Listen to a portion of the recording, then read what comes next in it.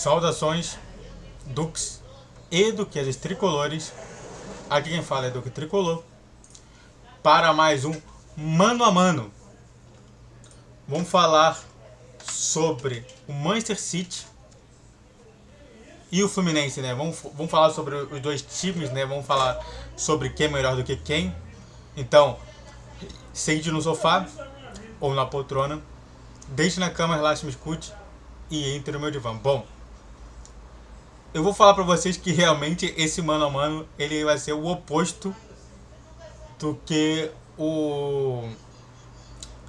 a gente fez com o Al-Ahly, né? O Al-Ahly ele até ganhou em duas posições, que foi justamente do goleiro e do volante e do zagueiro, né? Porque o Felipe Melo perde para todo mundo mesmo. Mas eu vou falar pra vocês que esse aqui vai ser o oposto. E o diametralmente oposto.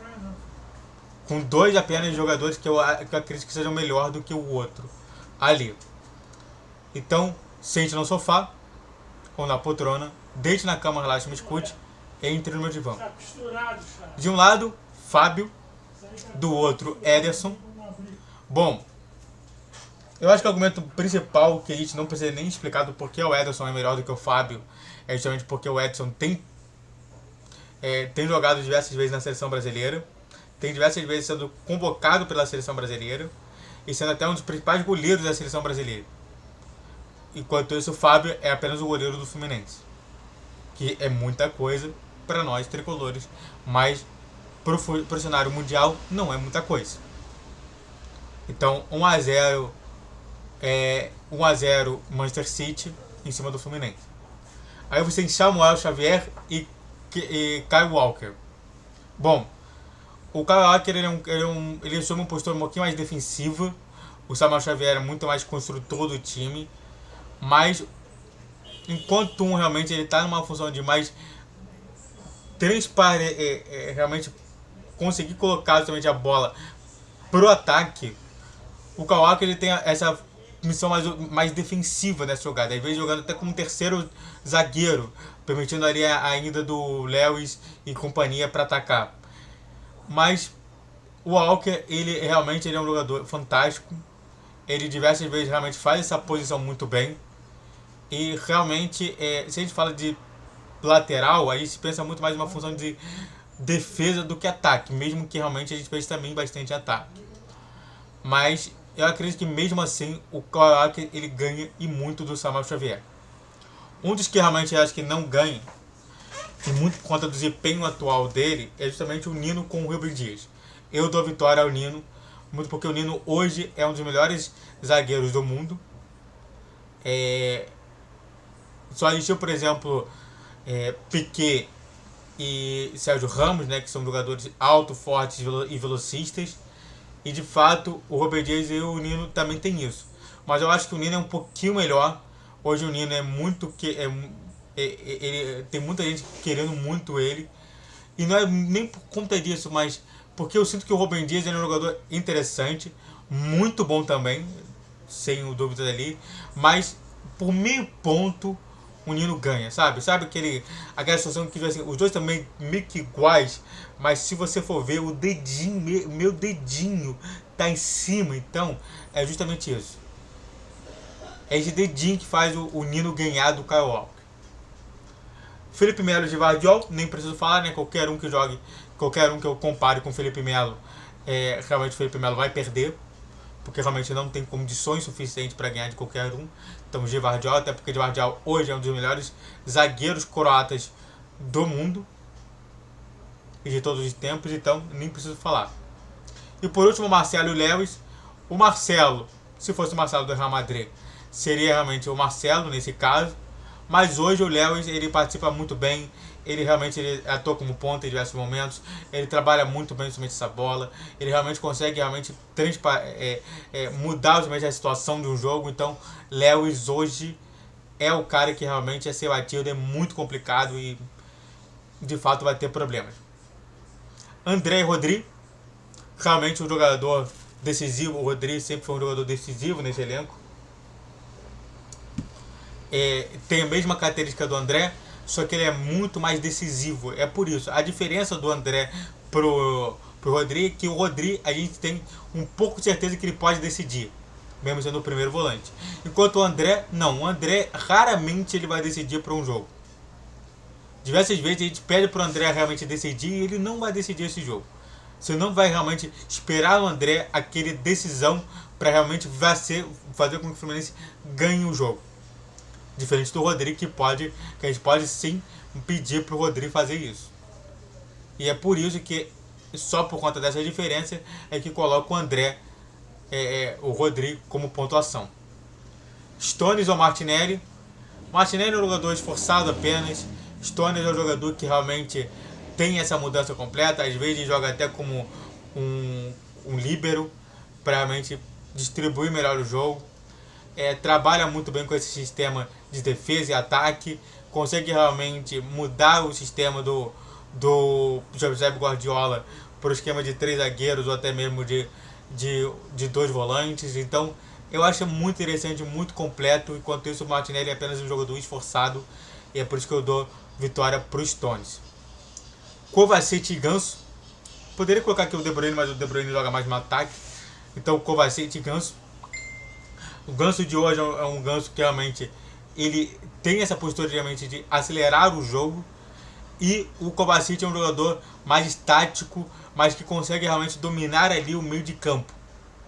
Diferenças, mas hoje no futebol mundial se quer mais dominar o campo do que acelerar o campo. E é por isso que a gente tem que colocar no Kovacic, mas claramente se fosse um outro meta, a gente poderia colocar o Ganso como um dos principais, um vencedor também ali.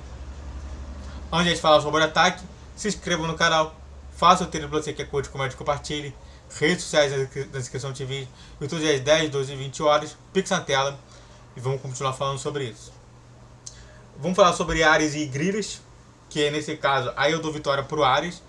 Hoje o Ares é bem mais decisivo, ele é bem mais completo, ele trabalha muito bem esse meio de campo, ele trabalha muito bem somente esse drible. E o Grealish também tem tudo isso, mas em uma versão piorada do Ares.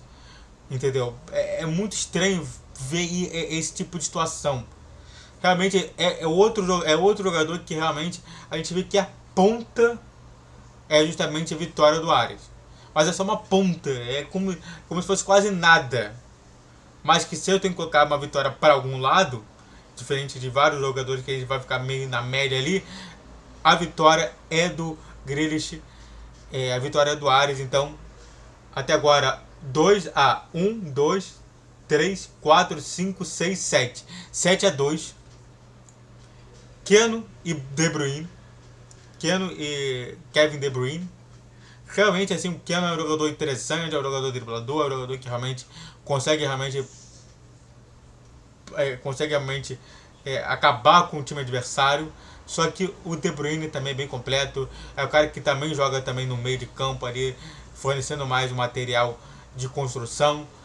E realmente não tem como, né? É o segundo melhor jogador do elenco do City. E eu não acredito que realmente eles vão... eu não acredito que o Keno seja melhor do que o De Bruyne. Então, mais um ponto para eles, 8-2. E por último, mas não menos importante, é só se perguntar: quem é o artilheiro do mundo? Kano ou Erling Haaland? A resposta correta é Erling Haaland. Acabou. Eu não preciso mais explicar mais além do que isso. O centroavante ele vive de gol. Se o Kano não consegue fazer tanto gol assim, é porque ele é pior do que o Erling Haaland. E só por isso, Erling Haaland ganha isso. 10-2. Se a gente colocar o técnico, de um lado, Diniz, do outro, o multicampeão, tanto de campeonato espanhol, quanto de UEFA Champions League, quanto de campeonato inglês, quanto um monte de campeonato, eu não posso falar diferente. José Guardiola é muito melhor do que Diniz. E realmente fez com que o seu estilo de jogo posicional se transformasse em moda para o mundo inteiro.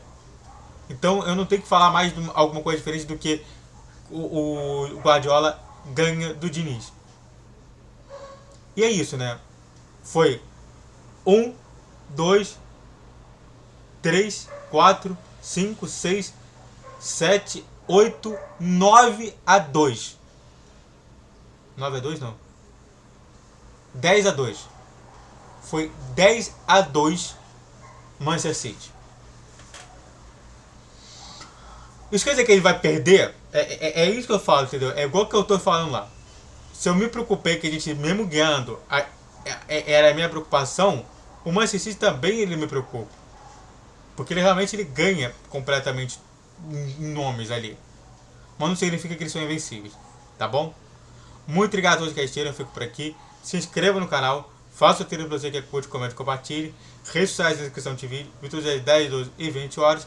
Pix na tela. Só para finalizar aqui, já que é a parte 3, amanhã eu vou fazer um vídeo que vai rolar às 10 horas para dar o resumão disso tudo, falando ainda do Ural Reds, do Auckland City e do Leão, só para dar esse resumão todo para enviar para vocês saberem de tudo sobre o Mundial. Muito obrigado a todos que assistiram, eu fico por aqui. Saudações tricolores. Se inscreva no canal, faça o TPC, redes sociais, vídeos de 10, 12 e 20 horas, Pix na tela e saudações tricolores.